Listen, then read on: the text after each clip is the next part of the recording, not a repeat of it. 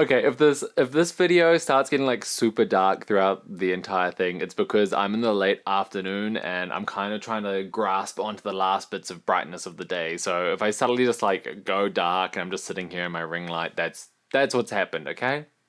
Cool. All right, let's do this.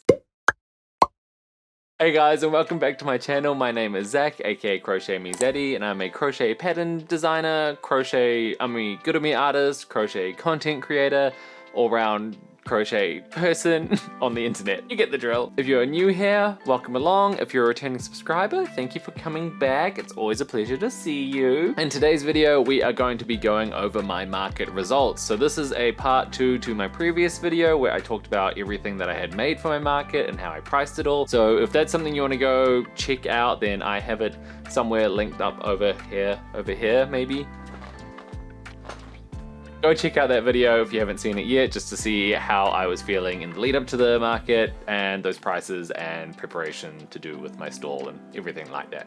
You know. In today's video, I'm going to be going over how my market went, how I found the market itself, my thoughts and feelings around it all, my highlights, my lowlights, how I was stationed in the market and my actual market stall setup, and what I did to make sure I had a stall that popped, so to speak.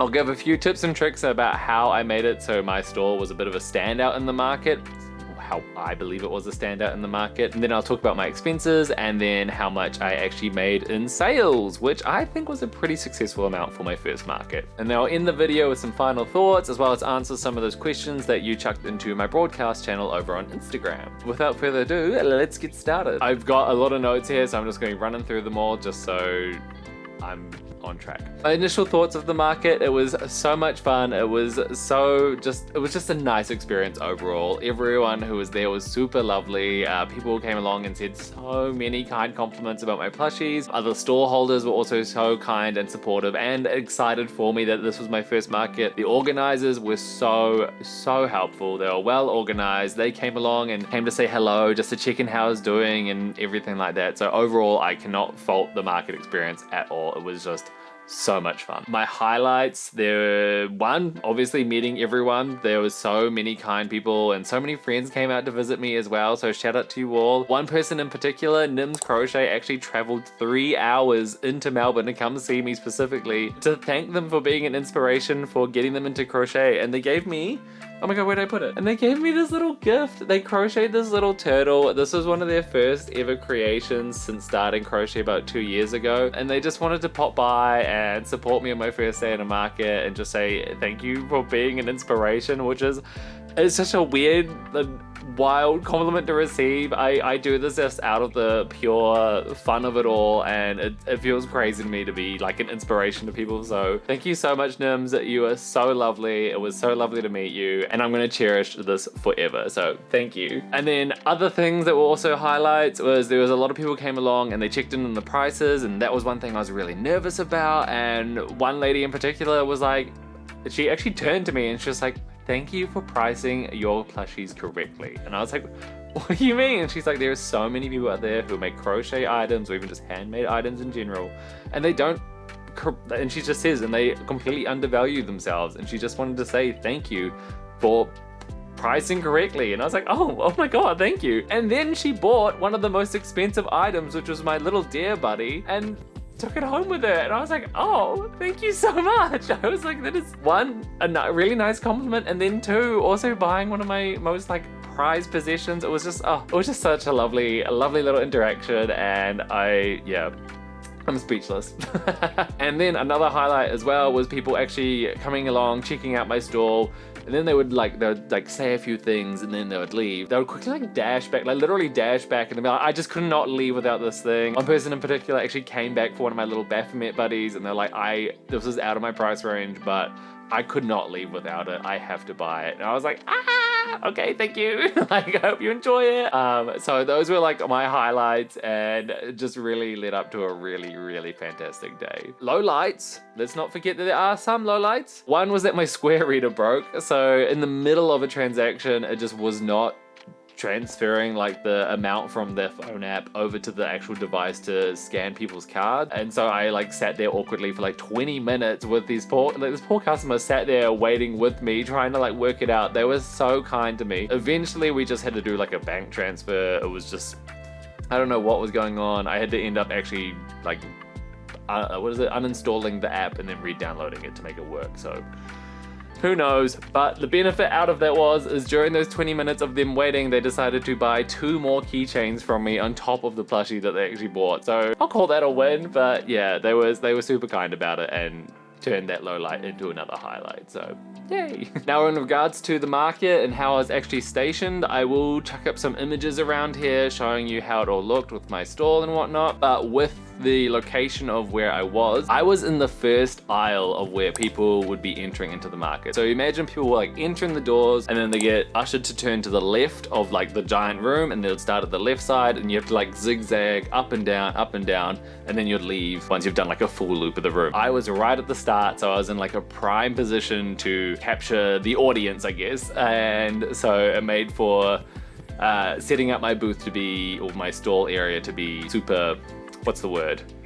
It made for an easy attempt at setting up my stall. As people were coming in, we made it so I went to an L-shaped formation and my stall would have the table. Oh my god, it's kind of hard to describe this, but I'm gonna try my best. Where you can see my table in the picture, that is going to be in the eyesight of people as they turn onto the aisle. So they'll turn down the aisle, they'll see my table of plushies there, and then onto the back of my stall area would be my pegboard with all the information as well as all the keychains. So people walk in, turn right, see my stall, see this bright color of rainbows, and then they'll see this other part of the store, which is all the keychains and everything like that. And then that was my way of like really once just thinking like, bam, there is color, there is fun, there is cute plushies. So it was an absolutely great position to be in. One thing that was really interesting is that the person next to me, they originally were going to set up their stall in the same way of like an L shape, so where people can actually walk into the stall area, if that makes sense. But their table was going to be almost blocking my area as well. But the thing is, the booth before them,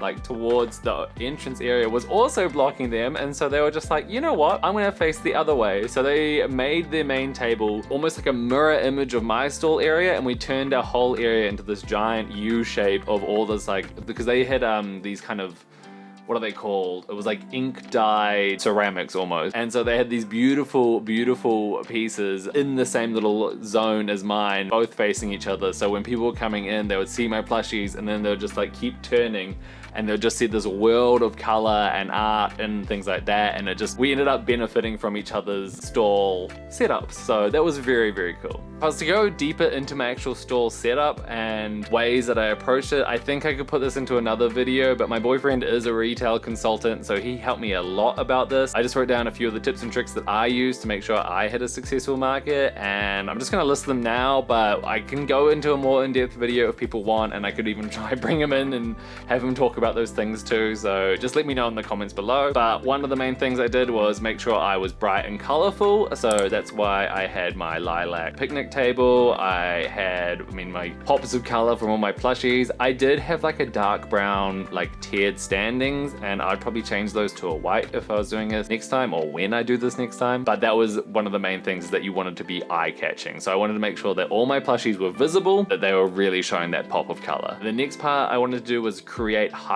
in my stall area. So rather than having a table or 2 tables with all the plushies like laid out, if you can imagine, like you can imagine that some people would just be having them flat. I just wanted to make sure that I was creating that height so people could see my plushies from afar and they would just see only my plushies. The way that I could explain this is that you don't want people to see through your stall, you want them to see your stall. So the more height you can get in your area and keep things up at that eye level, the better. That was the reason why I went for the pegboard, and you can see in the pictures that I've got up is that we put my photo frames at the top and we put some plushies at the top too, so people would stop like seeing over my stall to others and they would just see mine, if that makes sense. That doesn't sound like the most like community over competition vibe. At the end of the day, I am trying to sell some things and I want people to be focusing on my products. Even though like I want to support everyone else in the market too, I am also trying to sell my things. You get what I mean. Another tip I want to talk about is know where people are viewing your products and then adapt. So where I first started, if you can imagine my L shape, or if I could just show you the picture over here, there's actually 3 surface areas where people could look into them. There would be the pegboard, the long side of the table, and then there'd be the short end of the table, which is like at the very end. And so when people are coming over to look at what I've got on offer, they'll be looking at either one of those spots. And so I need to figure out which within those spots was like the main areas that people were looking into. Were they looking to certain plushies? Were they looking into just what was closest to them, etc, etc. And so what I found was that people were actually really looking into the things on the very end of the table. So that was like my prime area. And so once I realized that people were coming along and they'll look at that one little spot, this actually leads into tip number 4, is that I would need to rotate my stock. So once I figured out what was the prime area for selling things, being the tip of the table, then I would start rotating my most popular items out to the tip of the table. The first item I sold was the Leggy Froggy, and so immediately I moved the Leggy Froggies to the end of that table so people could see them. Regardless if they were keychains or not, I put them on the end so that was the first thing they saw, and then that would draw them in to look at the rest. There were some areas in my store, like underneath my main photo area, where people just did not look. They did not interact with the plushies there, so I called it a bit of a dead zone. And so I would put some plushies there, but I would mainly put the most popular ones out to the front in that zone that I knew was the most popular. So yeah, that's one thing to be mindful of, is to know where people are viewing your products and adapt, and then rotate your stock around. Then that comes into my last tip, which is to create atmosphere. And so what I did is, the way I shaped my store meant that I was in front of it and I was able to welcome people in. So I would be asking open-ended questions, or even just like questions that meant that they'll be focusing on the plushies, like which one is your favorite, or do you have a favorite animal? I don't know, something like that. I was also asking people, I was just saying, you can come on in, you can come have a touch, like please do, please interact. I was telling them to touch the plushies, because I don't know what the percentage is, but the more likely that someone actually touches an item, this is just across retail in general, the more likely they're going to buy the said item. So the more people I had interacting there, then the better. One thing to note is I did have a little sign saying that these dolls are handmade, so they are delicate. Please be careful when handling the plushies. It was something to those guidelines, but like most people pretty fine. They had clean hands, whatever. And then the last thing I did was I had music playing, and I think I was the only stall that did. The organizers said they were going to have live music, but that turned out to be outside, and there was no music going on in the venue apart from me, and I played Animal Crossing soundtracks. So I had my little speakers just sitting there playing little Animal Crossing themes, and so people would be coming along and they'll be like, oh my god, look at these cute plushies, and then they'll be like, is that Animal Crossing? And I'm like, yeah, it is. And then you end up having a cute little chat with them. So that was just one thing I did, just to create that atmosphere, create for like a fun vibe in amongst my stall. So those are my tips. Thank you for listening. Thanks for coming to my TED Talk. So that brings us to our next part, which is the expenses. So what I'm going to do is I'm just going to run through everything that I bought in preparation for this market, and then talk about which ones of those are one-offs, and then which one of those are things that actually will be helpful for the next time I do a market. And then after that, I'll get into my plushies, the best sellers, worst sellers, notable mentions, and things like that. So I have this all written out here, so forgive me for looking over at my little notebook. I know this is all going to be in Australian dollars, but I'll put the totals with like a US dollar equivalent so people can kind of follow along with their own currencies. Anyway, expenses. So the market hire, like the actual stall hire to be a part of the market, was $250. Table rental, it was $30 a table. I ended up like renting 2 just in case, but I only needed 1, so whatever. But so I ended up paying $60. My picnic covers, so my tablecloths, those were $30. The stands, so my little tiered shelvings that I put the plushies on, those ended up being about $35 each? No. What's 140? They were 140 for 3 of them. I can't do the maths right now. Anyway, for the 3 of them, they were $140. The pegboard was $150. The square reader was $60. Baskets, so the little baskets that I had pegged up onto the pegboard were $40 for the 4 sets of 2. The pegs themselves, I just rounded up to being about $40. They may have been a little bit less, but I'm not going to go through the multiple receipts I did for buying those. The frames that I got from IKEA for my information and photos and whatnot, those were about $20. The printing of those said photos were about $10, and then my label gun was $30. In total, I spent about $830 in setting up for this first market, but to be honest, out of all of those, a lot of them were just going to be like what I would call like one-off payments, or like payments for things that I'm going to be using next time. So everything there I'm pretty much using next time, and I won't need to pay for again, apart from the market hire and the table rental. So I'm just going to put down for this market as that was my only expenses. So that was the market hire and table rental, and that was only $310. So that's the expenses that I'm going to work with for this market. I will just leave it at that because, yeah, as I said, everything else is already going to be accounted for and I won't have to buy again. So I'm just going to pretend this is like a one-off market cost. So $310, we're going with that. One thing to note is that the materials, so like the materials I used to create the plushies, I'm not including in this one. It is a little bit strange because I already had a lot of the yarn with me, and a lot of it was sponsored by Hobie, as I have been sponsored by them in the past. So I don't really know how to incorporate that. But then a lot of the yarn that I have bought and used has already been accounted for within my pattern sales for my crochet patterns. So I don't really know how to include that as being like an expenses cost within my plushies. So it's already been like, the revenue's been made back in pattern sales. So I don't really know, like I can't like count back that revenue twice, can I? You know what I mean? So let's get into the next part here, which is what actually sold in my market. So I've got my entire product plan that I've been working off for the past few months of what I needed to make and how much it was going to cost and everything like that. But anyway, I'm going to go through how much I made and then how much I sold, and we'll just do a quick run through of everything. So the Chonky Boy mushrooms, I made 12 of these and I only sold 4. I don't really know if that like comes across as like a good seller or not, but anyway, I sold 4 of those. The Leggy Froggies, I made 6 of these and only sold 3. The Lil Flockers, I made 4 of these. I made 2 galahs and I made 2 cockatoos, and I sold all 4 of them, and I even had people coming back and asking if I had more. So that was a one to note. The Pocket Kitties, my own pattern that I made 5 of those and I sold all 5 of them. Once again, more people keep coming up and asking if I had more of those, and once again, I did not. So those 2 really good sellers. My baby dinos, I sold 3 of those. The baby Stingray that I made 1 of, I didn't sell that. Little baby Stingray came back with me. The axolotls by Crochet Grove, I made 6 of those, all in like a different assortment of rainbow colors, and I only sold 4, so they were pretty good. My little Christmas trees, which is actually a pattern I'm coming out with next week, and I've got them all sitting around over here. Hello! I sold both of those, so very cute. These squids, I made 6 of these and I came home with all 6 of them, which was the most shocking thing because I think these are the most adorable little things, and I don't know why people didn't buy them. I loved making these, I thought they were adorable,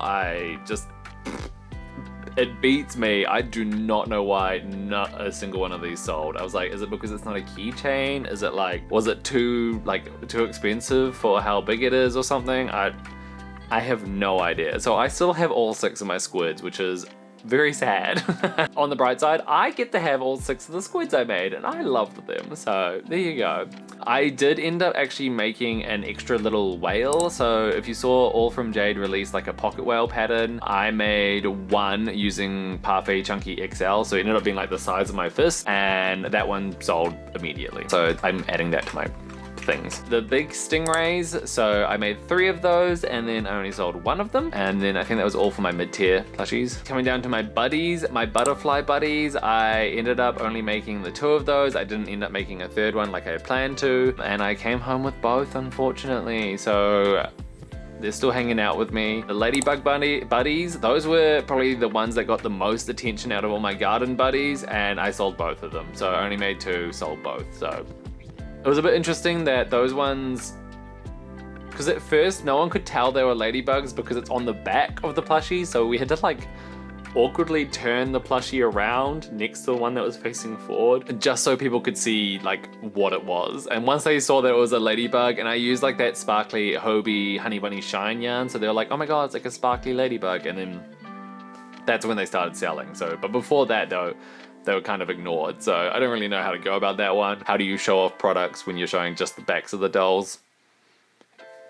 Who knows? So made 2 of those, sold 2 of those. The Bat Buddies, these ones were quite popular, got a lot of attention. I brought along 3 and I sold 2. Snail Buddies, I brought along 2 and I didn't sell any, so also kind of sad. Also very difficult to show that it's a snail. I personally love the Snail Buddies, so who knows? The Bunny Pals, I brought along 2. I did not sell the Angel Bunny, I only sold the little grey one. I didn't sell any of my Cow Pals. Those got a lot of interest. A lot of people loved, like they were just like, these are so cute, oh my god, but didn't sell any. I ended up just giving one back to the friend who let me borrow the picnic basket as a little thank you gift. The Goat Pal, didn't sell that either. Kitty Pal, didn't sell that either. Deer Pal, didn't sell that either. But the Platypus Pal, I sold both.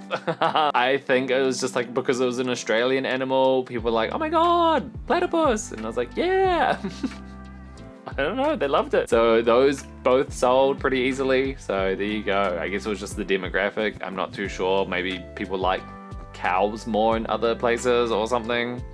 Maybe they like snails more elsewhere, who knows. Now out of my larger buddies, so these were my most expensive priced dolls, or my more expensive priced dolls, I ended up selling a fair few, and there was like notable things to talk about with these ones, but I'll get into that soon. With my Dino Buddies, I sold one of these, not at the market, but like directly after, so I'm still counting it in there. A friend really wanted to buy from me, and he couldn't make it in the end, and then he messaged saying, do you still have one of those dinosaurs available? I said yes. He's like, cool, I want it. So I'm still counting that because I don't sell my plushies online, so I'm like, this is fun. So one of the Dino Buddies sold. I sold one Baphomet Buddy, as I mentioned earlier. I sold one Devil Buddy. My Dare Buddies, I sold all 3, which I was not expecting because I put them out there as $130 each, and I was like, these won't sell. That's gonna be too expensive. But as I said before, that was the one that lady complimented, and thank you to her. I really appreciated that compliment, and that was like right at the start of day 1, and I was like, thank you. Very kind of you. But also to note, that was also a plushie that people came back and asked if I had more of. So the Dare Buddies were a hit. The Kitty Buddies, only sold 1 of those. And then the Unicorn Buddies. So Unicorn Buddies and the Squirrel Buddies, I brought 3 of each, and I didn't sell any of those, but they were like the draw cards. So people would come in and they would see the unicorn, like this one in particular, this little just classic little rainbow one, and they were like, oh my god, that's so cute, and then they wouldn't buy it, but then they would buy other things. So those ones, people love the unicorns. I was actually shocked that no one bought that. And it was the same with the squirrels. People would be like, oh my god, squirrels, so cute, and they'd like pick it up, play with it, and then buy something else. And I was like, do you not want the squirrel?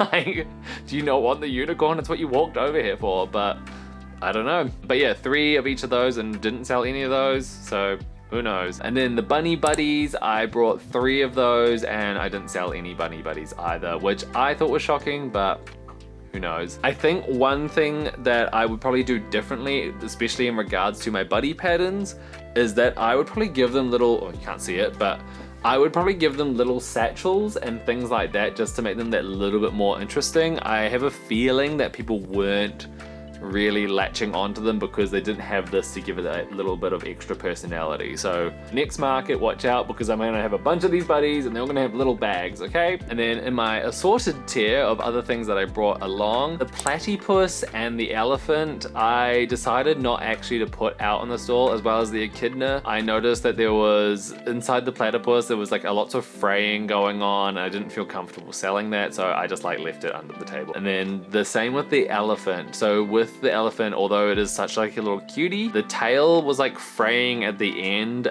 because like the bits that I melted, because when you have chenille yarn and when you melt the ends, it's like a way of making it stop fraying. One of those started like coming apart, and I was like, oh, it just wasn't like up to the standard that I wanted to sell products at. So that one I left under the table as well. And then the Echidna I also left under the table because it got kind of really fluffy, and it was like in the bag, because it's like there's just like lots of loose fluff that would catch onto it because it had like a black body, and so it was getting really hard to like dust off all the time. And I was like, okay, this one I'm just gonna leave under the table as well because I don't have time to dust it right now. But then apart from that, those three I didn't end up wanting to put out on the table, so I just left them there, so therefore they didn't sell. But the little mushroom house that I had, that didn't sell. The pink dog sold immediately. The Bunana sold immediately. And out of the 2 turnips I put out there, someone came over and they're like, are those turnips? And I was like, yeah. And they're like, I need to have one. And I was like, you can buy it. And they're like, I will. So I sold the large turnip for $50. So that was pretty cool as well. It's kind of funny watching them just wandering around the market with this giant plush turnip. So I think I might make more of those for next time, like giant plush vegetables or something. And then I also had my monarch butterfly, and that one didn't sell. It just kind of hung around on my stall as well. But that got a little bit of attention, so that was cool. Going through all of those, talking about what my best sellers were, and not to toot my own horn, it was definitely the little deer buddy. That one people loved. The pocket kitties people loved. As soon as they saw a little kitty cat that was like the size of a keychain, I need to actually make this pattern, but as soon as they saw those little kitties the size of a keychain and they like reminisce with them and their own cats at home, they were like, I need it. It looks like Mimi, or it looks like, I don't know, Snowball, whatever you call your cats at home. Socks? No, anyway.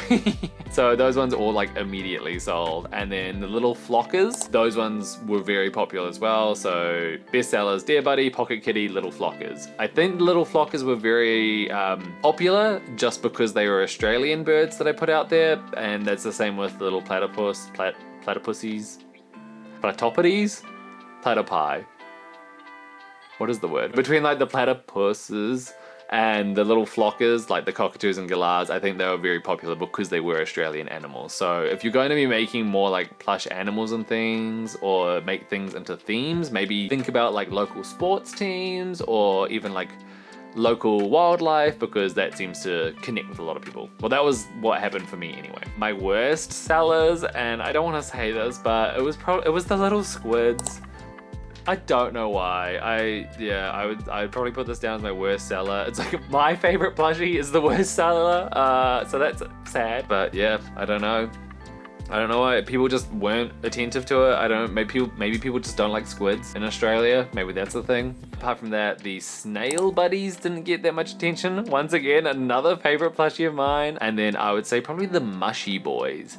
So thinking about all my keychains out there, everything else got a lot of attention. The mushy boys like a little bit, but like not as much as everything else. So that's why I put them in here as one of my worst sellers. I say worst seller, but honestly, like they were all sell eventually. Like people did like them. It's not that they turned up and they're like, ew, yuck, what's that? Like none of that. Like everything I made was fantastic. And as I said before, like the notable mentions, the unicorn and squirrel buddies were great draw cards and probably got the most attention out of the plushies alongside the best sellers. As I said, the Australian animals did really well for me. I will probably make more of those. And then also the baby axolotls. This was an interesting one, was that not a lot of people knew what axolotls were, and the people that did were the ones who bought them. All of those 4 axolotls were people coming over and being like, oh my god, I play Minecraft, I love axolotls, I need to buy that. And they all just bought it immediately. And that was the same interaction for those 4 sales. So maybe I'll do more axolotls in future, but like that was just what kept happening. So I don't know, I guess it works. And so that brings us to our final results. I sold a total of 44 plushies out of a grand total of 101 that I brought along. And then I made a gross sale, or a total sale, of $2,405.15, which is wild. That was so unexpected. I did not imagine in my wildest dreams getting that amount to take home, and I'm just still baffled by it. But thank you so much to everyone who stopped by and supported me. Oh my god, I'm still blah. But bearing in mind, we still have to take off the expenses. Once you take off the $310, the actual take-home amount is $2,095.15, which is still huge. It's just still wild for my first market. I'm just like, wow. Wow. It just leaves you speechless. And one thing just like to note is that I still need to take off my taxes and things like that, but this is just the total for like take home sales versus expenses, and I am just I'm over the moon, if you can't tell. So now we can end it on my final thoughts. Obviously, crazy. I'm just, whoa, like what a result. I don't really know what to say to it. It's just like, it's so cool. It's so like, oh my God, we really did that. We really did it.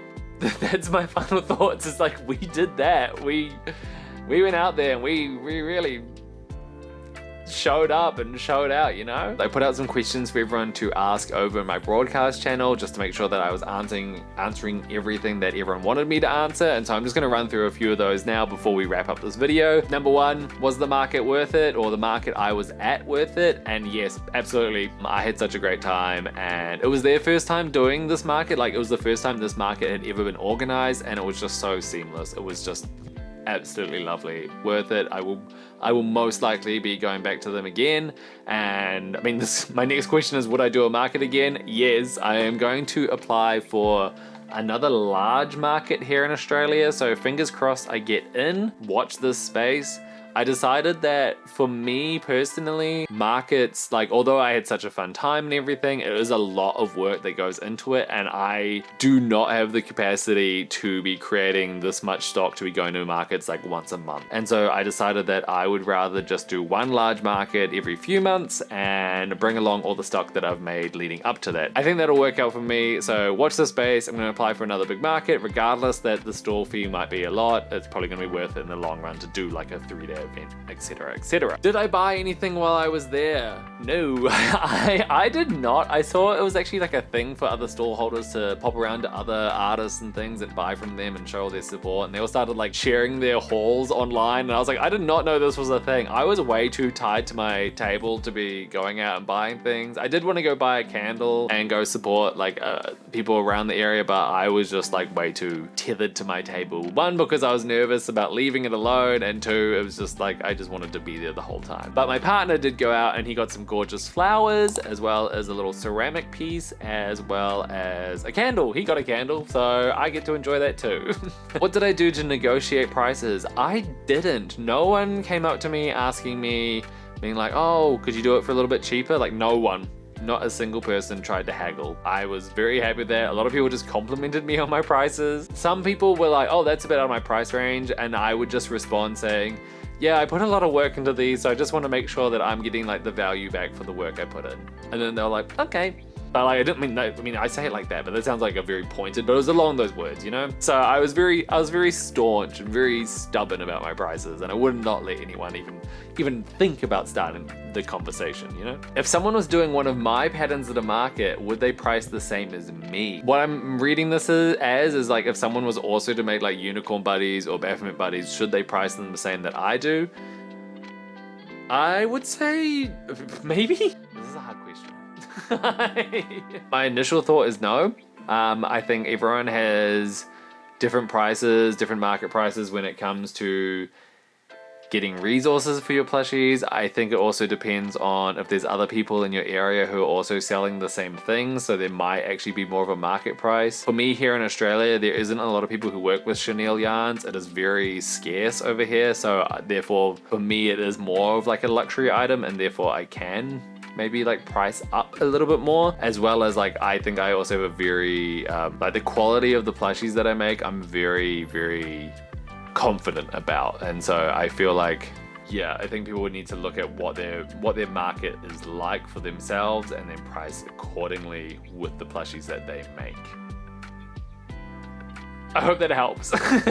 When someone purchased the plushie, did they get any paperwork? I was pretty paperless. I did have a few cash sales. When people paid on my Square Reader, it would ask, would you like to send a receipt? And I would either send them a receipt via email or via text, and that was that. In here, there was also a lot of questions about a pricing tool. I didn't use one, but I know they exist. I might make one in future, but I also know that people like All From Jade and Crochet with Bay have their own pricing tools, and they both go about it very different ways, which are also different to how I go about it. You could go check out their ones if you like. It's just, pricing is such a weird thing, and yeah, as I said before, it depends on the market that you're in and the quality of plushies that you make and how confident you feel about them. I don't really know how much more I can go into that, but I'll put Crochet with Bay and All From Jade's pricing tools below, just in case you want like somewhere to start. Did I bring a tip jar? I didn't know that was a thing.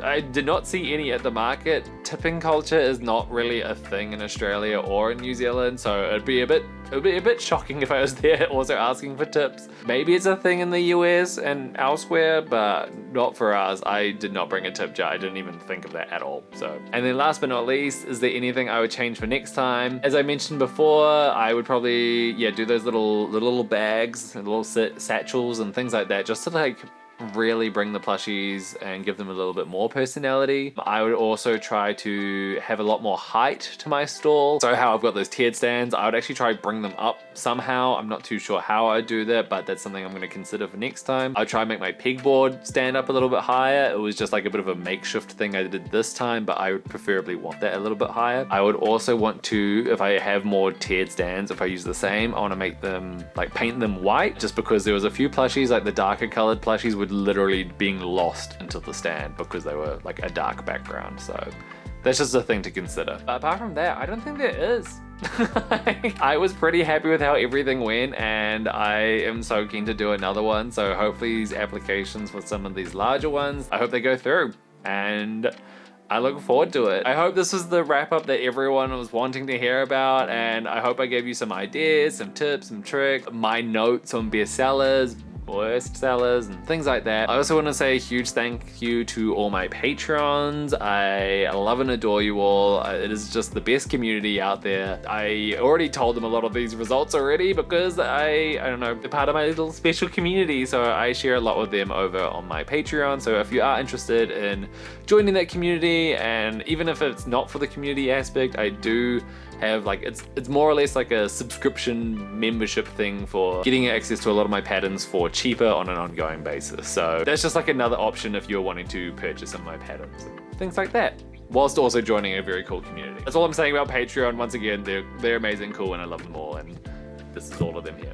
This is all of them here, and yeah, that's all. Final words. I don't think I have any more final words. It was a fun time. I loved it, and I will do another. I think I'm just going to wrap the video up here. Thank you for coming along and hanging out with me as I run through this market results recap video.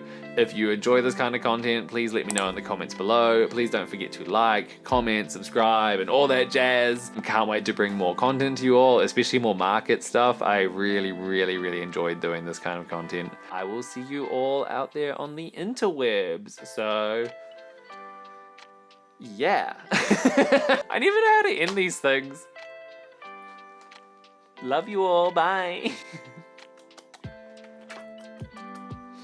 Okay. This is the ending dance to my video. Let's do a little wave. See you in the clubs, baby.